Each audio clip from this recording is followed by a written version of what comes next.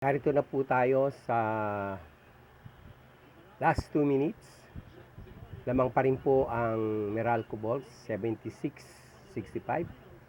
Lamang pa po ng 11 points.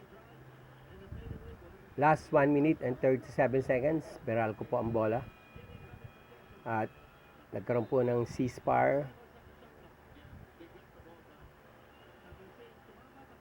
Ano po ba ang tawag?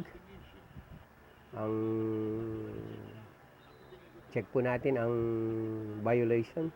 Ba't tumawag ng stop ang referee?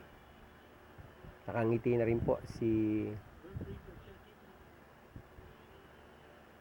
Hodge, ang pinaka heart and soul ng Meralco.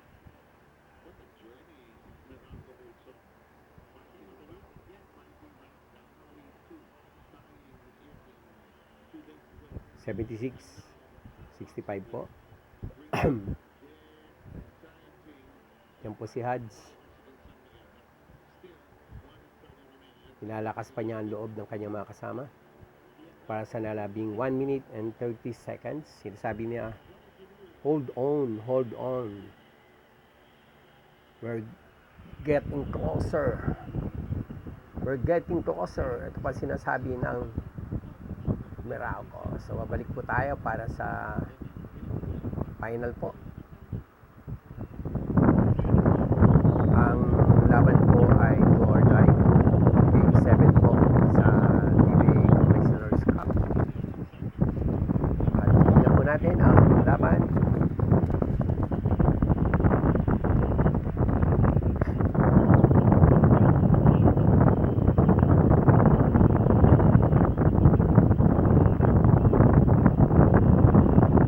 Ang Ginebra tumira sa 3 points, wala po. Rebound po ng Ginebra. Nakuha po ni Pringle. Yun po. At na-foul po. Foul po. Hindi po pala si Pringle. Sorry po. Kamukha po si ito. Saka si Pringle. Team coach po nag-aalala. Time is against them. Last 1 minute and 5 seconds. 13 big points po ang lamang ng Meralco kontra sa Ginebra Kings. Mababanat po natin ang kalungkutan. Marami pong injured player ang Ginebra. Kulang na kulang po sila sa tao. Wala si Malonzo, wala si Jeremiah Gray.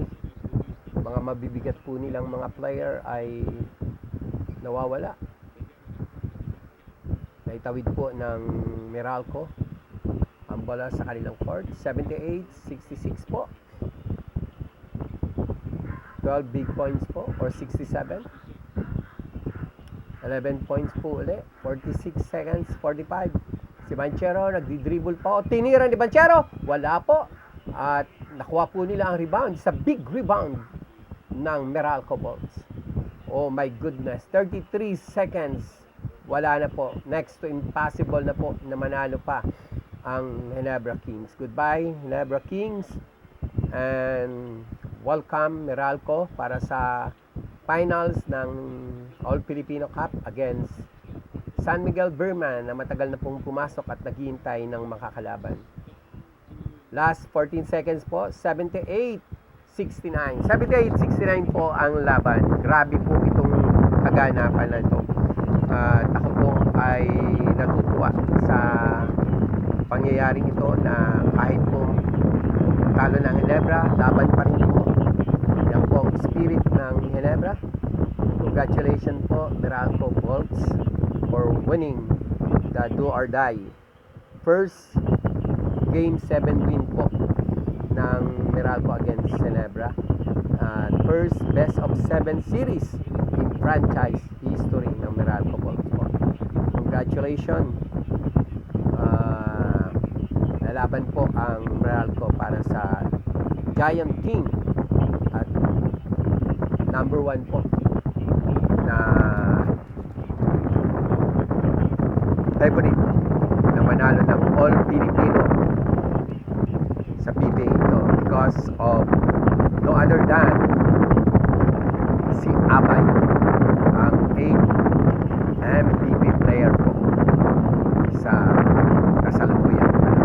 Congratulations po, Meralco Bolts, for winning the final and Game 7 po ng PBA semifinals. Next game po, we are waiting para sa isang napakagandang laban between San Miguel and Meralco Bolts. Last year po, last season, puro sister team po ang pumapasok sa final. This is the first time po na maglalaban po ang magkabilang company, Meralco Bolts versus San Miguel. Thank you po for watching us today.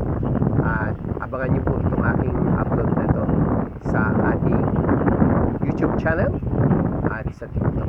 God bless you all. Ito po si Bishop Barry, lagi nagsasabi. We work as one, we serve as one, we love as one, we lead as one. Together as a nation, we as po ang inyong broadcaster. Good luck, Rachel Larry Tolosan.